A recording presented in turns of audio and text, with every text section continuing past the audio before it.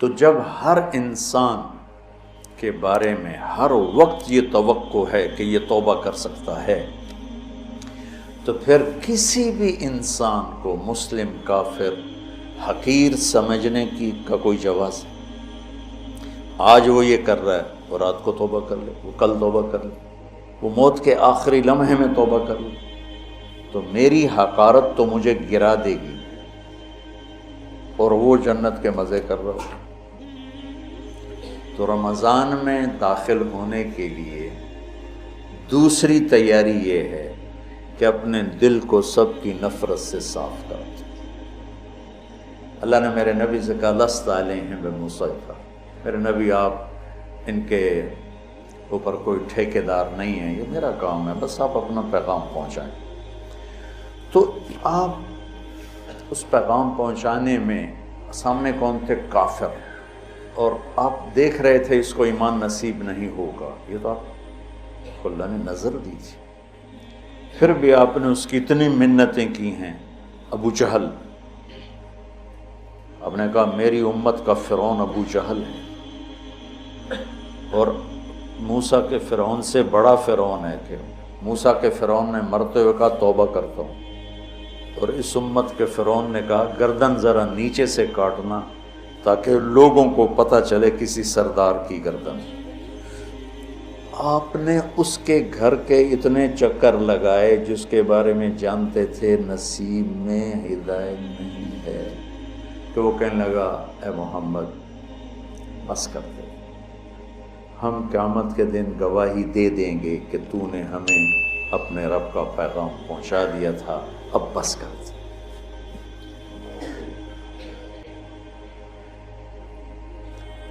اب دیکھتے نہیں جو مریض لا علاج ہوتا ہے ڈاکٹر کہتے ہیں جب لے جائے، اس کا کوئی علاج نہیں، اس کو ہاسپٹل سے فارغ کر دیتے ہیں، گھر لے جائیں، کوئی علاج نہیں، اور میرے نبی دیکھ رہے ہیں اس کا کوئی علاج نہیں، پھر بھی اب اس کی محنت کرتے جا رہے ہیں، کرتے جا رہے ہیں، کرتے جا رہے ہیں۔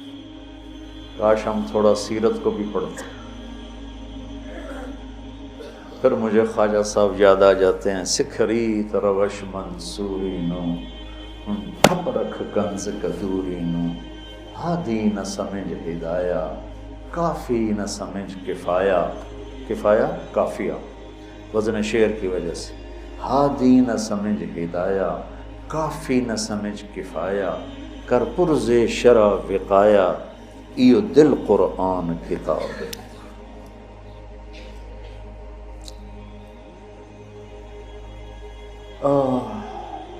تو دوسرا کام سامعین اور آپ حاضرین کہ ہم اوروں کی نفرت سے بھی دل کو صاف کرتے ہیں۔ ہم چاہتے ہیں نا اللہ ہمیں معاف کر دے، تو ہم ہر ایک کے لیے یہی چاہیں کہ اللہ اس کو معاف کر دے۔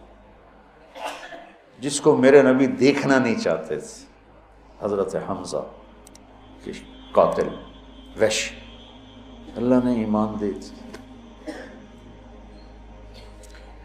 اور بات لمبی ہو رہی لیکن یہ چونکہ ہمارے دل نفرتوں سے بھر چکے ہیں، اور بہت مبارک مہینہ ہے، اور المشاہین کی بخشش نہیں ہوتی پورے رمضان میں، جس کے دل میں نفرت ہو کسی کی اس کی بخشش نہیں ہوتی، اور اس کو ہم گناہ ہی نہیں سمجھتے۔ چند آدمیوں کے بارے میں آپ نے فرمایا تھا جہاں ملیں قتل کر دو، چاہے وہ بیت اللہ کے پردے کے اندر بھی۔ ان میں ایک عبداللہ بن ابی سرحہ بھی ہیں، اکرمہ بن ابی جہل بھی ہیں، واشی بھی ہے۔ تو وہ 17 تھے، 3 عورتیں 14 مرد، اس میں سے 13 کو ہدایت نصیب ہوئی، اور 2 قتل ہوئے اور 2 کا پتہ ہی نہ چلا بھائی۔ عبداللہ بن ابی سرحہ یہ حضرت عثمان کے خالہ زاد، تو وہ ان کو سفارشی بنائے، اب وہ اندر سے تائب ہو چکے ہیں، نظام اللہ کے ہاتھ میں ہے۔ آپ تشریف لاتے ہیں یا رسول اللہ یہ عبداللہ آیا ہے، توبہ کرتا ہے، آپ اس سے بیعت لے لیں، کلمہ پڑھا لیں، تو آپ اس سے سر جھکائے بیٹھے رہے۔ پھر انہوں نے کہا یا رسول اللہ یہ عبداللہ آیا ہے توبہ کرتا ہے آپ اس کو کلمہ پڑھائیں۔ پھر کہا یا رسول اللہ یہ عبداللہ آیا ہے توبہ کرتا ہے آپ اسے کلمہ پڑھائیں۔ تو آپ نے اس کو کلمہ پڑھایا اور بیعت لے کر فرمایا الیس منکم رجل رشید یضرب عنقہ، تم میں کوئی سمجھدار نہیں بیٹھا تھا جو اس کی گردن اڑا دیتا؟ تم دیکھ نہیں رہے تھے کہ میں اس کا ہاتھ اپنے ہاتھ میں نہیں لے رہا تھا، تو تم سمجھے کیوں نہ، اس کی گردن کیوں نہ اڑائے؟ کہ یا رسول اللہ ہمیں پتہ نہیں چلا، آپ ہمیں اشارہ کر دیتے۔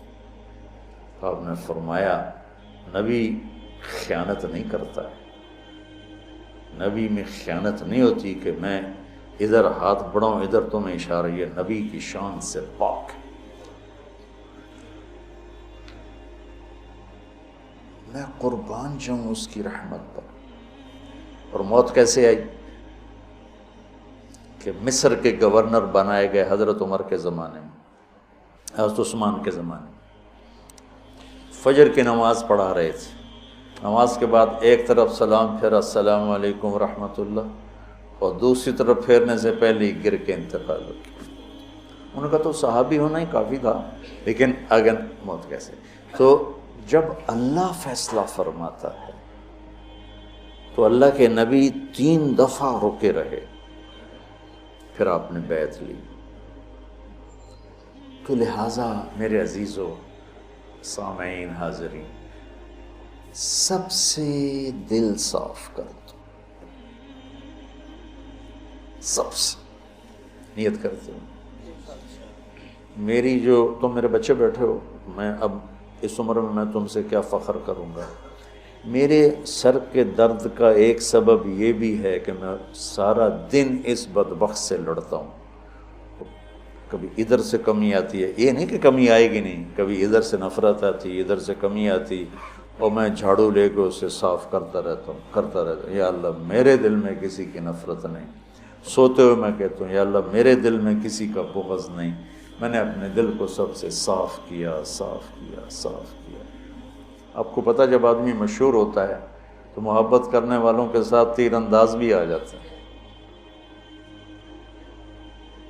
وَنَصَبْنَنِي غَرَضَ الرُّمَاةِ تُصِيبُنِي مَحْنٌ أَشَدُّ عَلَى السُّيُوفِ مَضَارِبًا، کہ مجھے ایسے تیر مارے زمانے نے کہ میرے جگر کے پار ہو کے ٹکڑے ٹکڑے کر دی۔ متنبی۔ تو تعریف ہوتی ہے تو برائی بھی ہوتی ہے۔ لوگوں نے نبیوں کو ذرا غور کرنا، ان کیا طاقت ہے، ہو لام، انہو لساحر کذاب، جملہ اسمیہ،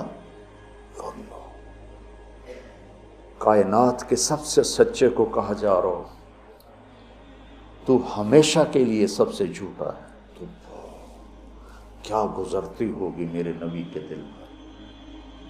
تو میرے عزیزو، انشاءاللہ اللہ نے جتنی توفیق دی کتاب اللہ سے مضمون بات ہوتی رہے گی۔ توبہ کرنی ہے، ٹھیک ہے، رمضان کی تیاری، سب کی نفرت سے دلوں کو پاک اور صاف کرنا ہے، کہ پتہ نہیں کب کہ 100 آدمیوں کے قاتل کو جو اللہ نے معاف کر دیا، سیاہ ستہ کی روایت۔ تو کون کس وقت توبہ کر لے کچھ پتہ نہیں۔ اکبر ساری زندگی اس نے دین الہی، مرتد ہو گیا، کافر ہو گیا، دین لا الہ الا اللہ محمد الرسول اللہ اکبر ذل اللہ، یہ کلمہ بن گیا، اور اسے سجدہ ہوتا تھا، اور شراب حلال ہو گئی، گائے حرام ہو گئی، اس طرح کی خرافات میں پھنس گیا۔ اور مجدد الفسانی رحمۃ اللہ علیہ کی محنت آہستہ آہستہ آہستہ آہستہ آہستہ آہستہ آہستہ تک پہنچی، تو اپنی زندگی کے آخری چند ایام میں دوبارہ کلمہ پڑھ کے مسلمان ہو گئے۔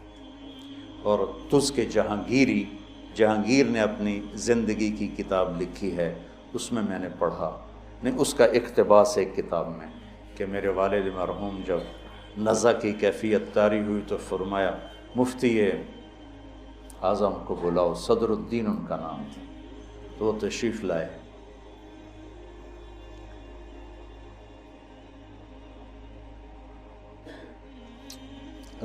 اللہ کی رحمت کو تنگ نہ کرو، گھٹن نہ پیدا کرو، بڑی وسیع ہے۔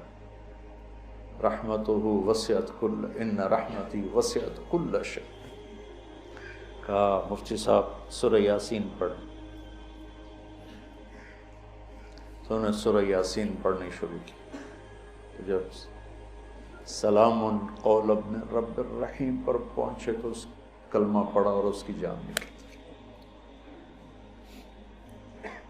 300 بیویاں تھیں اس کی، 300۔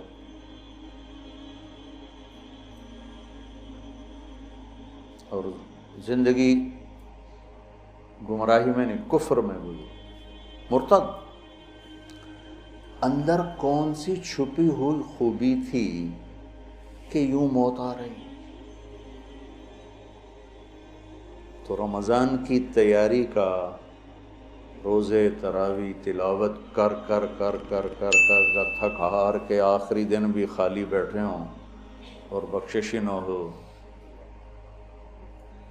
کلتی نقضت غزلہا من بعد قوت انکاثا، وہ تو نہ ہو جائے۔